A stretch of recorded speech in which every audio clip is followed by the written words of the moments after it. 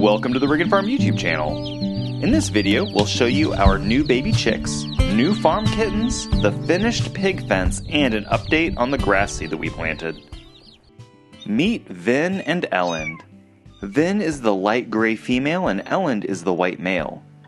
We were told they were 8 weeks old before picking them up, but they looked younger than that. When we took them to the vet, he confirmed they were only 5 weeks old and should not have been taken away from their mother. The family we got them from was only giving them dry food, but they had a very difficult time eating.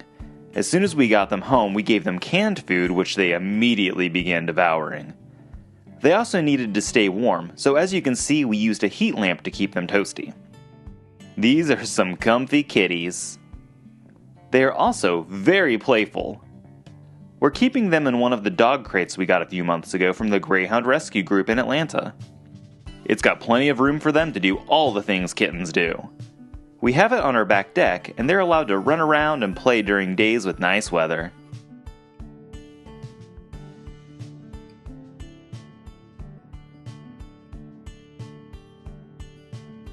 They're all worn out after that.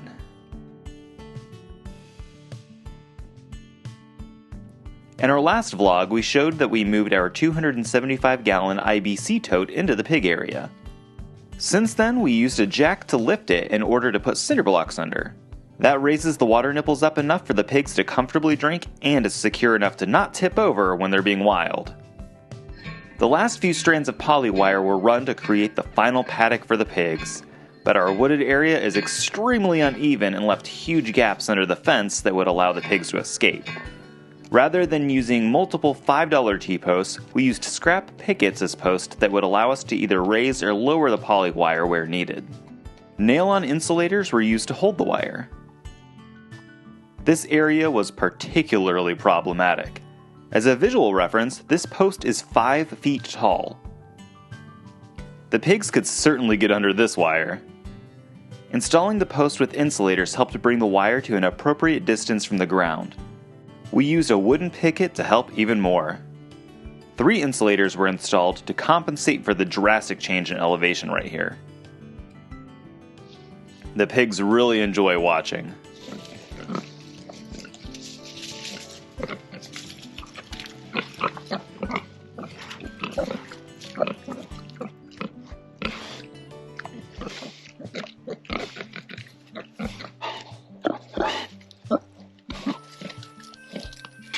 Overall, 3 T-posts and 8 pickets were used to adjust this one length of poly wire.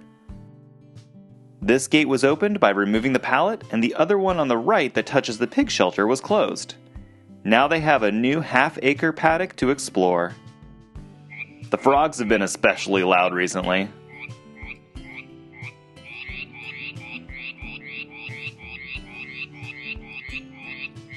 Ashley and I made lots of soil blocks to plant a few hundred flower seeds.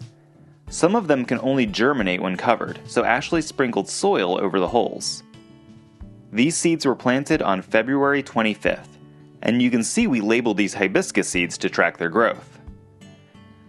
Everything was wrapped in plastic to create a greenhouse effect before being moved onto our seed starting rack.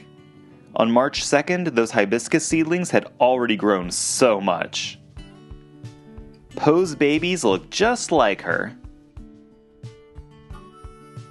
Madeline is an albino and her babies have some colorful patterns.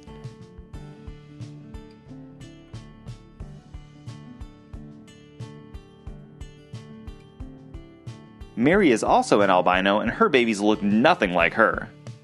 She only had 2, so they are massive compared to the other babies that were born before hers.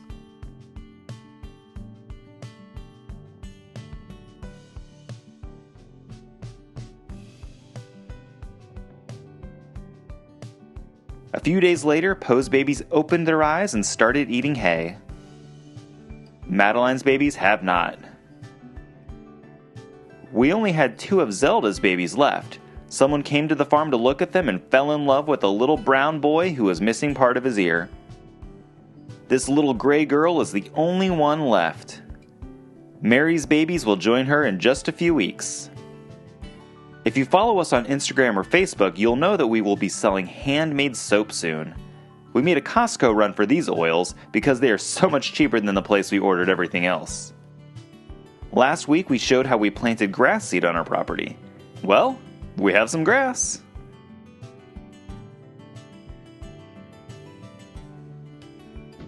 We added a roof to the coop to cover the nesting boxes from the rain.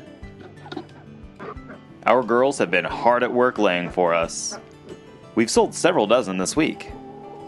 Check out our brand new logo and packaging for the eggs. We have some really pretty and super delicious eggs. Speaking of chickens, you've probably been waiting to see the new baby chicks we got. Before they came, we needed to set up their brooders. As you saw in a previous vlog, we transformed the same type of dog crate that the kittens are using into brooders. We placed down some scrap wood to keep them off the ground. These things are heavy, but I was able to move them alone.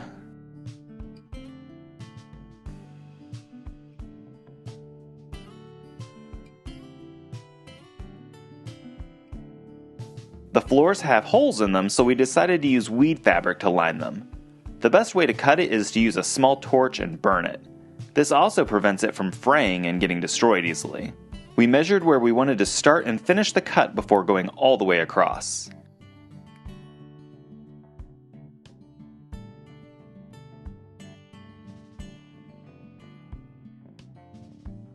The fabric was cut to allow flaps for grabbing onto it easily and pull out all of the bedding at once when the chickens move out of the brooders.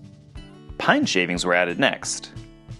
We'll be using the deep litter method while they're in here. A thin layer of shavings will be added every few days to keep it clean and dry for the birds. Duct tape was used to secure the fabric to the brooders. Once all three were finished, we added food and water dishes.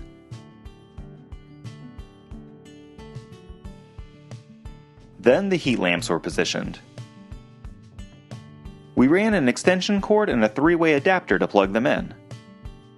We are tracking the feed consumption of the two types of chickens separately to find out the cost difference of each. CC for Cornish Cross and RR for Red Ranger. The post office called and told us our chicks had arrived. We got 25 Cornish Cross and 10 Red Rangers. The last batch of meat birds we had were Cornish Cross, and we had great success with them. We wanted to try the slower growing Red Ranger as well to compare the cost and time to get them to market weight. And more importantly, we'll see the difference in meat quality. Dipping the birds' beaks in the water helps them learn where to drink. We are putting 13 Cornish Cross in one brooder and 12 in another.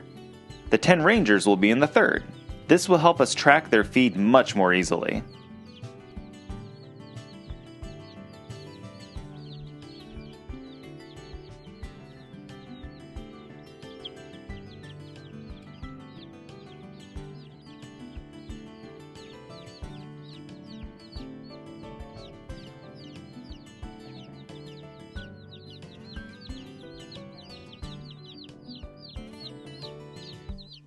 Thank you so much for watching. Make sure you subscribe if you don't already to stay updated on everything that happens here at Riggin Farm. We'll see you next time!